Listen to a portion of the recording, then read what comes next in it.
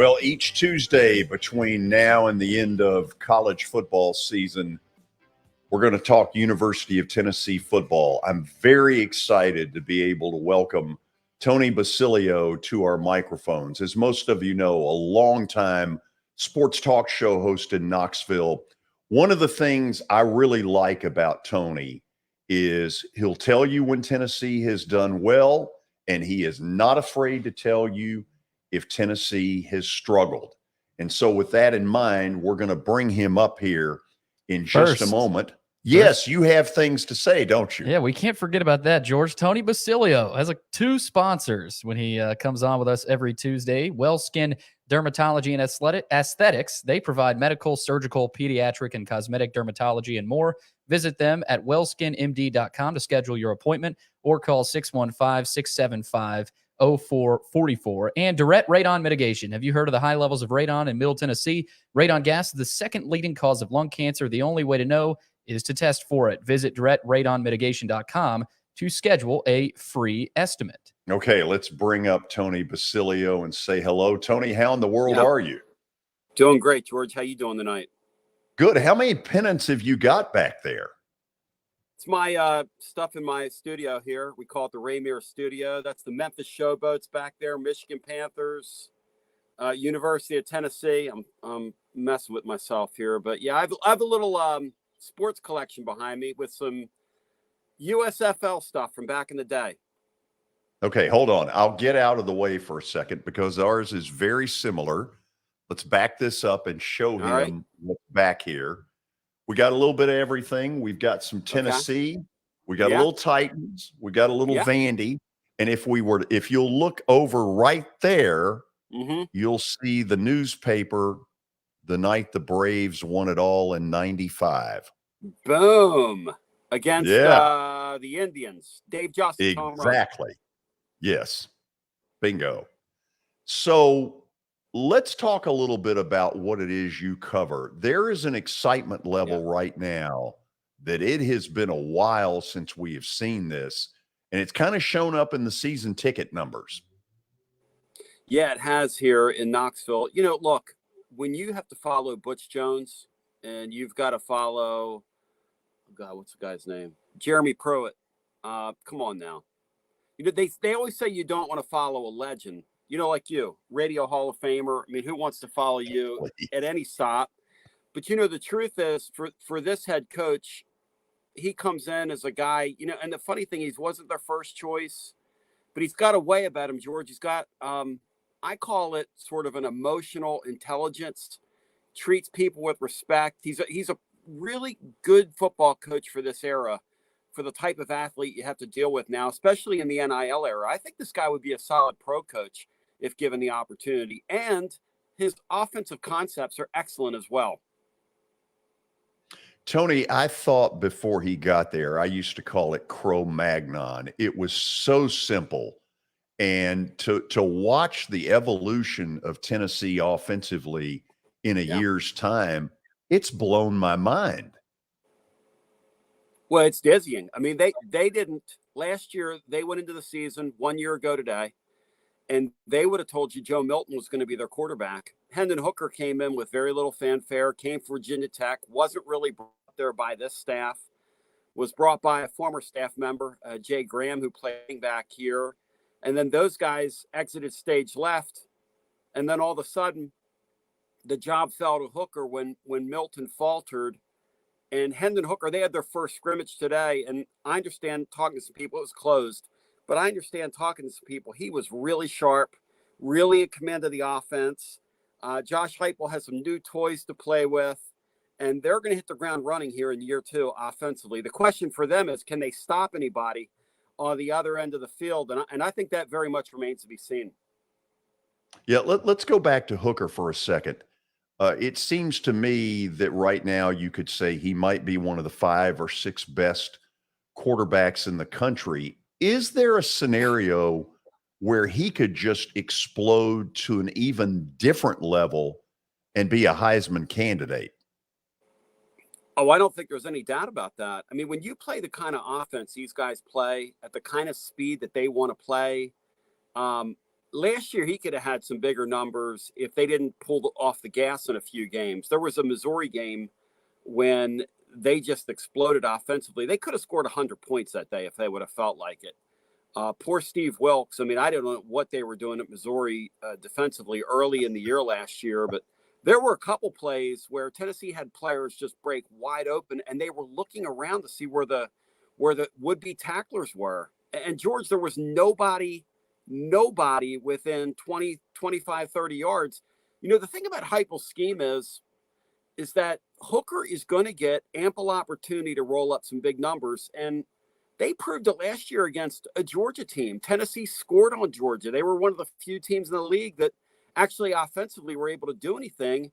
And then Alabama, you know, going back and looking at the Alabama game, we were commenting the other day that Tennessee on a few plays had multiple receivers open on plays with Alabama. And you just don't see that. Multiple wide receivers open on certain plays. This Heupel guy has a real knack for schemes and calling the right stuff at the right time. He's got a really good feel offensively for the game. What we don't know about him is how will this guy function in close Southeastern Conference football games once his talent begins to get better, because it is going to get better now that we're in the NIL era for sure, and Tennessee is going to invest in their roster. Tony, the Hooker story almost sounds like a movie. So I'm curious, because you're up there, when did Hooker go from second team to this just breakout stuff? What is it they saw or he saw to say, wait a minute, I can take this to a level that none of you know is coming? Well, you know, George, they didn't see it. Last year, their quarterback was going to be Joe Milton. You know, Hooker was there in the spring, and they went and got Joe Milton off Michigan's roster, essentially. And with a few weeks left in spring ball, they moved Milton here. He moved here with the idea that he was going to be the quarterback. And then in the summer, you know, he kind of got the job. And the thing about Hendon Hooker was, which you say it's like a movie, I don't think that's far off. I mean, Hendon Hooker's a guy who at Virginia Tech, we have a couple listeners that listen, you know, the power of the internet, that listen up in that Roanoke area, that would call the show and say last year, boy, I sure hope Hendon Hooker doesn't end up the quarterback. I sure hope Hendon Hooker. And I'm going, why? And they're saying he just can't play. I mean, he looks like he can play, looks like he should be able to do it. And so he comes from a regime that basically had gotten flushed out there at Virginia Tech. And he came in here as sort of a reclamation project, waited around for his turn. When he got the job, it was readily apparent early last season that he could flat out play the game. I mean, he showed flashes of it in the Pittsburgh game last year, and then they finally decided to roll with him at the end of September, and he was very good. I mean, at times last year, he was unbelievably good. And for a guy with his past, it was really unreal to watch him before our very eyes. Just, you know, the lights come on for him. They unlocked him somehow last year. Tony, you'll get a lot more intelligent football stuff with this guy. Watson, say hello to Tony Basilio. Tony, thanks, man, for coming on. This is going to be neat having you on every week. Well, it's an honor, sir, to talk with you. I'll tell you that, a legend like yourself. I'm not worthy of two legendary individuals being here, but I'm going to try my best. Hey, as soon as he figures out who they are, Watson, we'll get a bulletin in. That won't take long, will it, George? That's good stuff. We're not very hard to figure out, that's for sure. That's Tony, I'll start with this. I give Josh a lot of credit because from the inside, I was told that Hooker could not pick the stuff up. It was so fast, and he just could not get it in the spring and even in summer early camp. Mm-hmm. And I promise, I'll bet you, Coach Heupel simplified some things for him that fit him better when he knew he had to be the guy. And, man, he just took off. So I give Heupel the credit on this, because there's no way you go from what he was doing in the spring and early summer and then just, boom, turn it on like that. I think that's a great point. We've seen, and I know you've seen them too, and I've never understood this in that sport, but coaches that amuse themselves with things that are so complicated, that's not the idea. No. The idea is to take your roster and maximize it, and the thing I hear about Heupel from his kids, compared with the previous regime, is, we get corrected sternly. A lot's expected of us, but we get treated like men. We get treated like grown-ups. Yeah. And this guy's entire staff, that's sort of their approach. And you know what? I mean, you've been on all sides of this thing with rosters of plenty and then rosters of few. And Tennessee's somewhere in the middle. Last year, they were certainly more with a roster of few than they are now. But at some level, you would have to think that they had to evaluate, like you say, in real time. I mean, that is if you don't mind, I'm going to use that tomorrow on the air in terms of, I think that's a really excellent observation on your part. That had to be what they do. What they did for him was just strip it back and just let him be athletic at quarterback. And as his confidence grew, I think, Tony, they probably threw more back at him then. And I think you'll see him more advanced with him this year over last. The one thing that I thought was missing last year, and they moved the ball well, scored points. You have to at the pace they play. You have to score points at that pace. I think you add another 100 yards a game if they've got that Alvin Kamara, that guy that can take it and dodge everybody. And I haven't seen that last year. They got a lot of yards, I thought, Tony, off of structure. Now they need a guy that's going to take the structure further, and that yards after the catch or that run.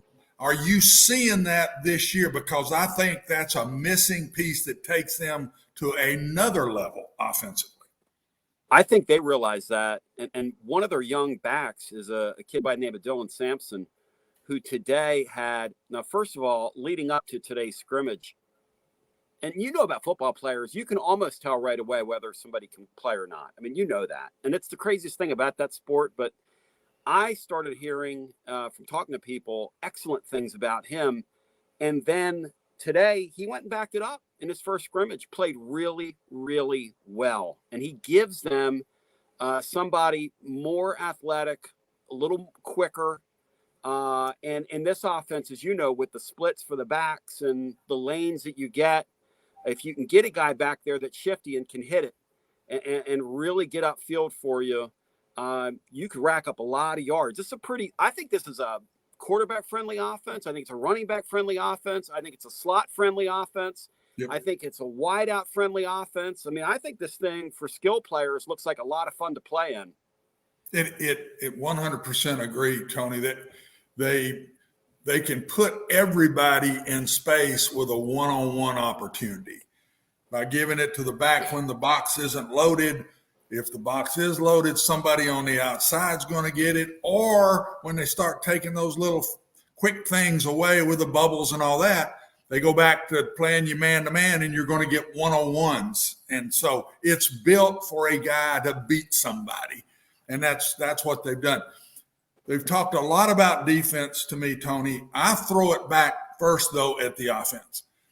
I thought the offense, you play that pace, you've got to score points, and you've got to keep the ball.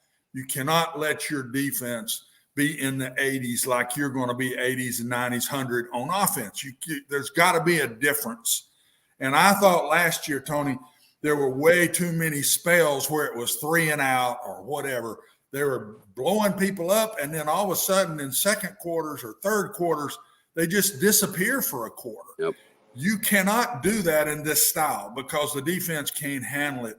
So I think Coach Heupel has gotten back and said, guys, we have got to be more consistent. Yes, we're getting patted on the back, but there's a piece missing here, and that's consistency, because I've run that fast-paced style.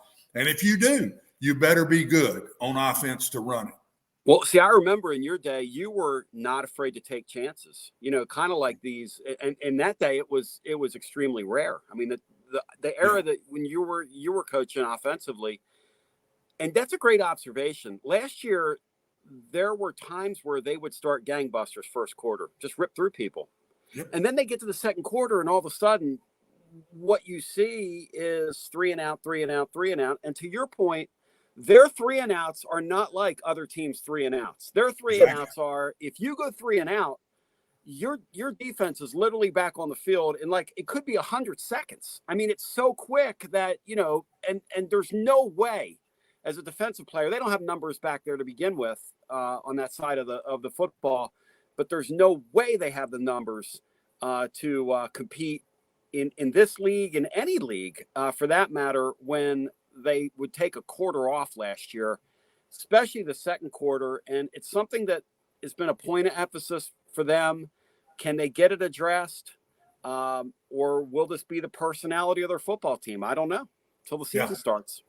Yeah, George, last thing I have, Tony, the thing I think defensively to play this style offensively, you have to have depth. Yeah. And that's something there. It's going to take some time to get. You've got to be too deep on defense, because even when the offense is really good, you're still going to play a lot of plays on defense. You'd like to be at least in the low 70s defensively. And with this pace, you're out there quicker. So there's got to be depth. Are they getting that, in your opinion? Is it starting to show? Will it show at all in this year's team? I think it's going to show in next year's team, Okay. to be quite honest with you. I don't think they're there yet. And I think they're such a help wanted sign that they've been able defensively so far with what they've been able to add in their recruiting class. They've actually fared a lot better with defensive players than I thought they would. The interesting thing, what's happened to Tennessee's recruiting to this point. And again, the game has changed so much because so much of what's being done in recruiting happens in the summer now. So you get more of a clear shot of what you're looking at. So with that in mind, thus far, Tennessee on offensive line recruits, offensive line, which is a neat area right now for this team. They have gone 1 for 7 so far. 1 for 7. That's just not going to work. So they've got to pick that up, find some answers there. Defensively, they've been able to add in this class. Now, you won't see them till next year, and they'll be kids, but they've been able to add several 4-star type players in this class that they're extremely excited about. Well, okay, I love where we've started, even though I sound like fill in the blank, little coughing spell. Yep. Tell them where they can reach you. Sure. I have a website. Every day we update our blog. I'll have stuff on the scrimmage from people I talk to that I'm getting ready to call. A few more folks here in a second, but it's called tclub.team. Again, the letter T, club.team. And then just one thing, I'm on after every football game as well as a daily show I do from 11 to 1 there that, you know, we're heard all over the world, but 11 to 1 Eastern time every day. And then you can find my show whenever at your leisure. And then we do, for some reason, a post-game show that airs immediately after games. And after big wins, we've stayed on 7 or 8 hours without taking a commercial break. And that is the truth. Because I love the passion. I just love the passion of college football. I love this fan base, this place, the state of Tennessee. My family in Pennsylvania, they used to ask me, when are you coming back? They don't ask me that anymore, but it's a lot of fun, guys. And thanks for having me. I'm looking forward to this with both of you. Tony, it's the other way around. Yeah. Even though I sound like crap after all these coughs, thank you for doing this. I am excited that you're on with us every week. All right, my friend. Me too.